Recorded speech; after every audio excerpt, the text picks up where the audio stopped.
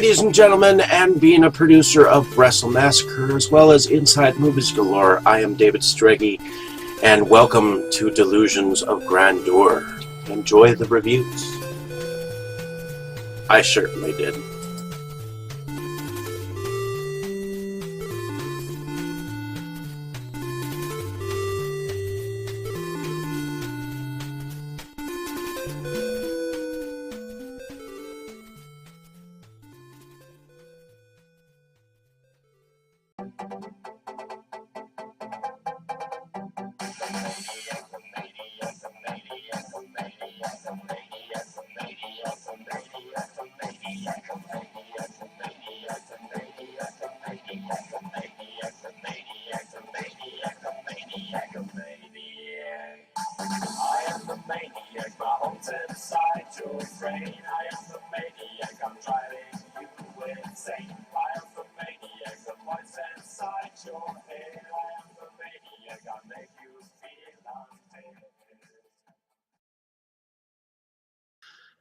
Hello, ladies and gentlemen, and welcome back to Delusions of Grandeur.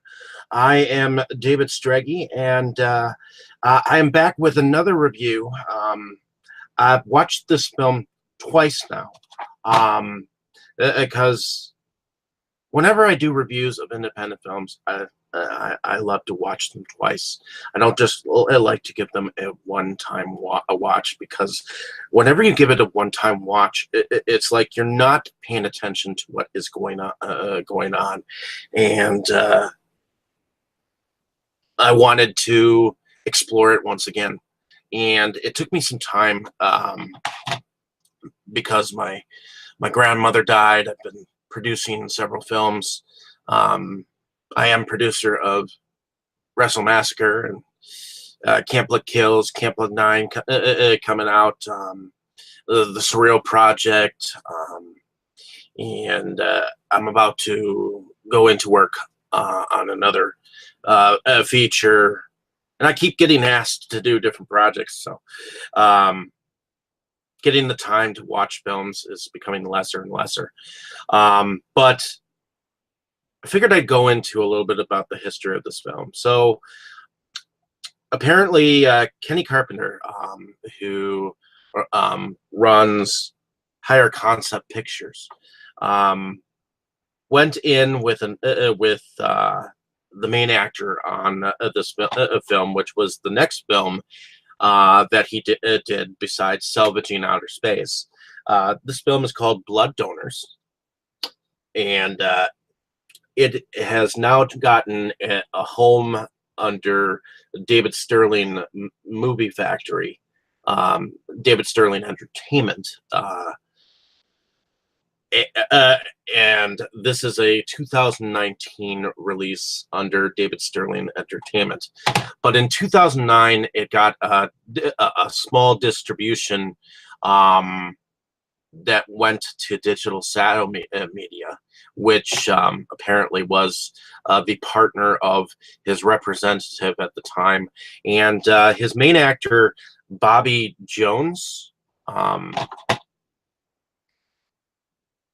wanted to shine more as a director and actor, and wanted more to do with this film, and made some waves with it, to the extent that he kind of revenge fucked the director with what he did. And I'm not going to go into too much detail, but made waves enough to get totally taken off name-wise on the film. So, but that being said, I took a look at the film again because of that information, and I have to say I really liked Khalib, the character that Bobby Jones plays as a character as it goes throughout. I think the film got better as the film went on. So here's the plot. The plot is Khalib is I'm not sure if he's an ex but he's certainly a person who's been following this a woman named Dana, and Dana is starting to go out with a guy who's got long hair and glasses, and um, he's Khalib is imagining killing this guy, and he, in a rage, leaves and goes to his bartender and spills his beans, and he doesn't know that his local bartender is just so happens to be a vampire queen, and she turns him into a vampire, and he goes on a murderous rampage um, until he finds the woman that he is obsessed with and tries to turn him into his own queen, but the tables get turned on him. So there's a lot of CGI and this is a shot on video film, so a lot of the things that are in here are a lot of the special effects are early CGI, and they look pretty good for what they were at that point in time. I mean, some of it looks kind of hokey because, you know, this was the age of CGI experimentation. What you could like, there's a whole entire room in a haunted house that I'm going to mention. It's called the Hellfog Room, and it's a totally CGI'd smoke behind this vampire victim, and I want to say that he didn't. The one negative, one of the negative things that I'd like that I think should be said is that not every room had to be told what it was. Each time it came to a room, or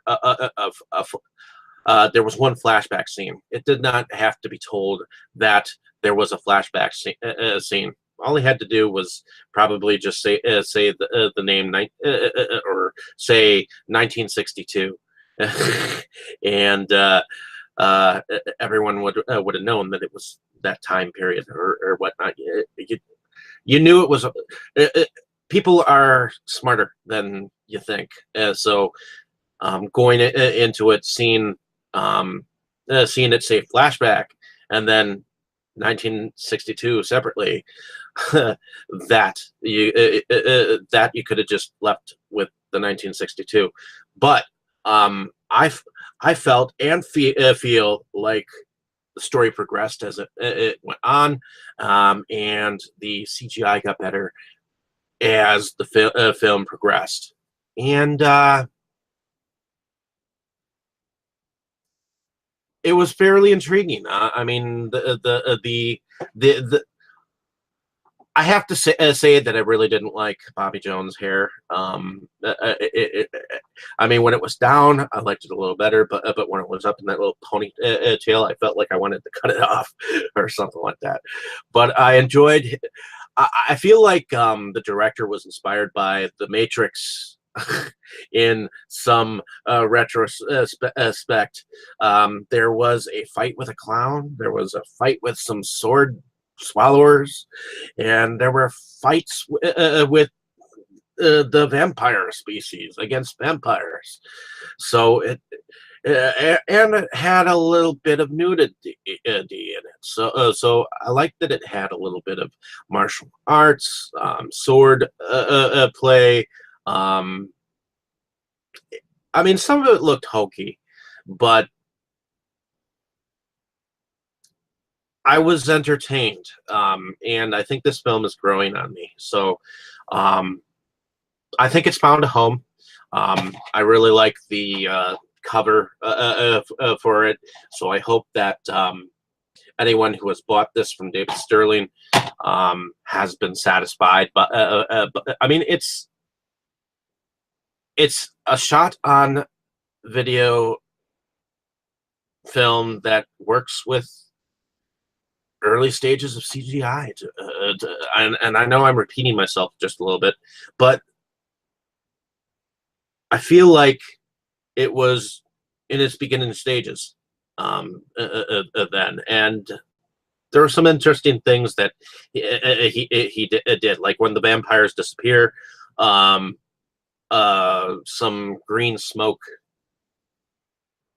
came out when they totally disappeared. And there was a magician involved in this whole process, in this whole film, in bits and pieces, and some vampire hunters, which were kind of interesting. One of them looked like Elton John. In any case, I